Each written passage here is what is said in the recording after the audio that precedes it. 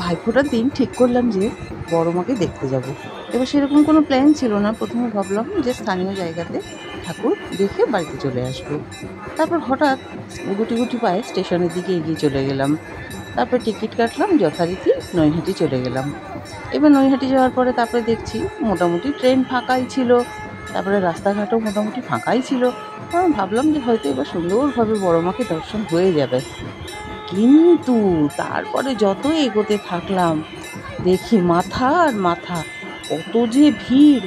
আমার হাতটা দেখেছো বারবার করে শেক করছে, আমি ছবিটা ঠিকমতো নিতেই পারছি না, ভিডিও নিতেই পারছি না, কতবার হাত শেক করে গেল দেখো।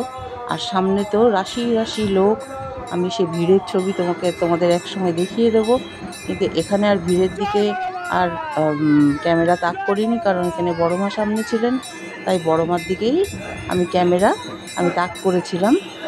তো যাই হোক, এই যে দেখো বড় মার সৌম্য রূপ, দেখে নাও কত সুন্দর দেখতে, মানে কিছুতেই নিতে পারছিলাম না, বাপরে বাপ! এত ভিড়ের ধাক্কা, একটা সময় মনে হলো যে বোধহয় পড়েই যাব। তো যাই হোক, তারপরে তাল সামলে নিয়ে এগোতে লাগলাম। তো কাউকে তো আর দাঁড়াতে দিচ্ছেই না ওখানে এক মুহূর্ত। তো সেই চলতি পথেই বড় মার এই যে আরতি হচ্ছে, তো চলতি পথেই দেখতে দেখতে দেখতে দেখতে এরকম ভিডিও নিতে নিতে আমি এগিয়ে গেলাম। যাই হোক, কেমন লাগলো তোমাদের জানিও। আমার তো খুবই ভালো লাগলো।